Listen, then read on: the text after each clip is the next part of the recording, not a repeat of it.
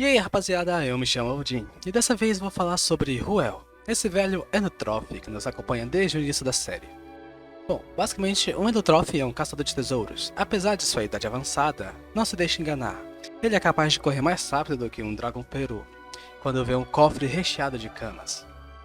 Ele já teve vários trabalhos, como aventureiro, caçador de recompensas e, obviamente, caçador de tesouros. E talvez ele tenha uma pequena experiência com roubo, já que no episódio 20 descobrimos que tem uma recompensa de 50 mil camas pela sua cabeça. Apesar de parecer velho, Ruel está longe de ser o humano mais velho vivo, pois sua avó, Momone, por muito tempo, Ruel acreditava que ela estava morta. Apesar de não parecer, ela está viva há mais de 200 anos, e sua força é capaz de mover um teleférico apenas com a força dos pés, coisa que Ruel não é capaz de fazer. E segundo a sua avó, ele sempre foi o mais fraco da família. No combate, esta vovó também é bastante formidável, ainda mais quando ela se funde com seu Perfuratroz Orifan para se transformar em um monstro muito poderoso. Porém, essa senhora tem um senso familiar um tanto relativo. Ela administra um teleférico na passagem do Griposo, mas ela se recusa a dar um desconto para seu neto. Pode até não parecer, mas foi ela quem criou o Ruel, já que seus pais não estavam lá, obviamente, para cuidar dele. Ela era bem mesquinha com o Ruel, quase não dando nada para ele. Para você ter uma noção, vamos usar seu aniversário como exemplo. Ele só ganhou 3 fatias de carne, mas mesmo assim ele ficou feliz por ter tantas de uma só vez, o que sugere que o cardápio dele deixou a desejar para o resto do ano. Mas, embora não os vejamos juntos, nós descobrimos no mangá de Both Ball que o Ruel também tem uma tia chamada Attila Strode, que treina o time de Gobble Silvan Lekana. No episódio 1, vemos que o Ruel e a Alibert estavam sendo caçadores de recompensa. Porém, o Alibert tinha um coração bom demais para tal profissão. No mesmo episódio, nós vemos Alibert libertar seu prisioneiro ao ver que ele tinha uma filha pequena para cuidar.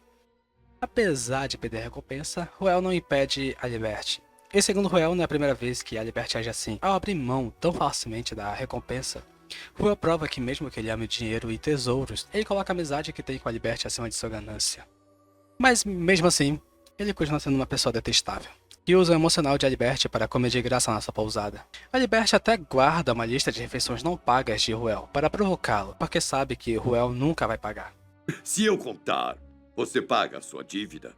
Ah, lá vem você outra vez. Você tá mesmo obcecado com isso, hein, bigodão? Porém, quando a vida de Alibert está em perigo, ele nem hesita em seguir Hugo até a Floresta Proibida para salvar seu amigo. Pobre Aliberto, não se preocupe, Hugo. Vamos achar uma cura. Quem trabalha de graça é relógio, mas eu vou fazer uma exceção por um velho amigo meu. Quando Alibert já está a salvo, Ruel concorda em acompanhar Hugo até a ilha de Oman, já que por causa de Nox, Alibert não consegue acompanhar seu filho. O que só prova mais uma vez que Ruel pode sim ajudar seus amigos, sem esperar nada em troca.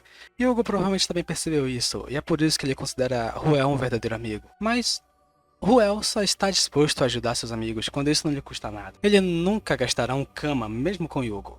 Assim, apesar de sua fortuna, ele não quis comprar um barco e obrigou seus amigos a participarem da final do Gobble para ganhar o prêmio de primeiro lugar e ter o dinheiro para comprar um barco. E em vez de pagar o barco honestamente, Ruel deu um golpe no vendedor, dando-lhe um saco cheio de pregos em vez de um cheio de camas. 8.500 camas por ele. Não valia nenhum tostão.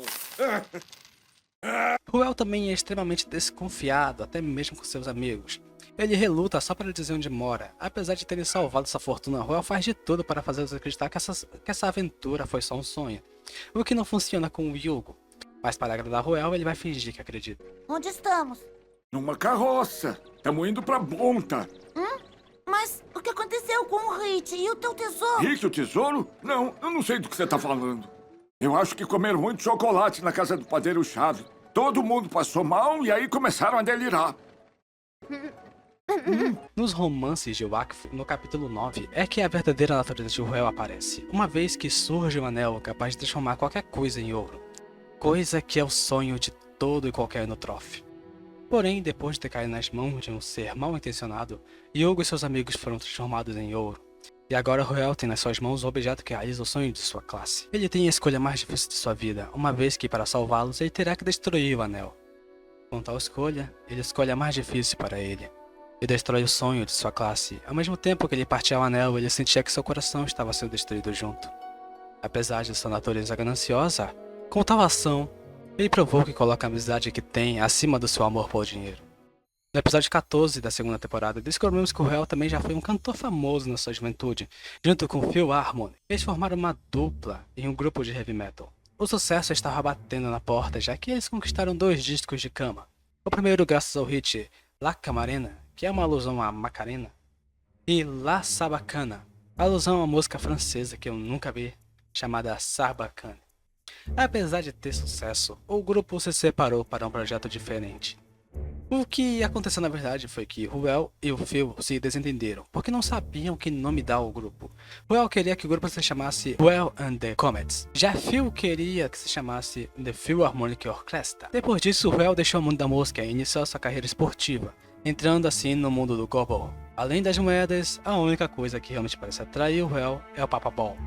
Como ele mesmo diz, Um gobolista é sempre um gobolista. ele já foi capitão do time Real Boita. Então, esse esporte brutal manteve um lugar especial no seu coração. Quando ele se reencontra com seu antigo time no episódio 10, só Toilet, Cowboy e Posh permaneceram. Infelizmente, Aleb, o melhor jogador do time, morreu devido a uma lesão durante uma partida. Tolote está muito zangado com Ruel por ele abandonar o time e partir uma aventura. Aparentemente, naquele tempo, Real Boita tinha uma reputação muito boa. Ruel foi, portanto, um jogador famoso e apreciado principalmente pelas mulheres. Desde que ele saiu, a equipe só tem decaído. Tolote não consegue entender como Ruel pode ter abandonado o time para tentar ganhar mais dinheiro como aventureiro. Felizmente, Ruel se reconcilia com seu time e vai trazer seu antigo time para a vitória. Essa saga tem o mérito de revelar que Ruel era um sedutor nato. Dado a forma como ele gira em torno de Miranda, percebemos que ele não tem só olhos para os camas, mas também para as mulheres. Apesar de ser um endotrófe, Ruel parece não gostar de perfuratrozes, animal esse bastante popular entre os endotrófos.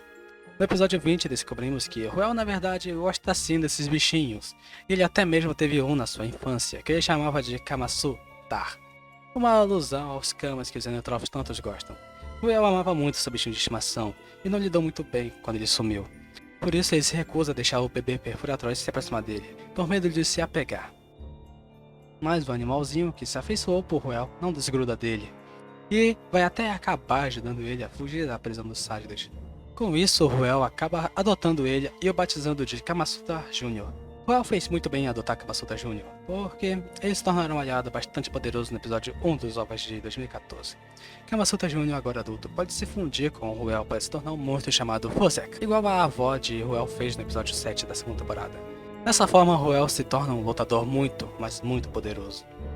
Apesar de não ter sido bem tratado no reino Sádida, Ruel ainda retorna para o reino para ajudar Yugo e seus amigos na luta contra Nox.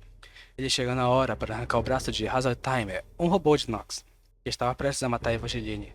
Infelizmente, ele chegou tarde para salvar Percy, que já havia sido morto pelo robô. Diante de Evangeline e Amalia chorando em prantos, vemos no olhar de Ruel, pela primeira vez, compaixão sincera. No final da primeira temporada, não há dúvidas que o Ruel ganhou o apreço de seus companheiros, mesmo que ainda não o respeitem, por causa de sua atitude gananciosa que dificulta a confiança nele, principalmente quando algo envolve dinheiro e coisas de valor. E acho que esse foi o vídeo. Espero do fundo do meu coração que vocês tenham gostado. E se gostarem, podem deixar aquele like. E caso ainda não sejam inscritos, peço que, se gostarem do canal, se inscrevam também e compartilhem com algum amigo para fortalecer. E é isso. Até a próxima. E fui.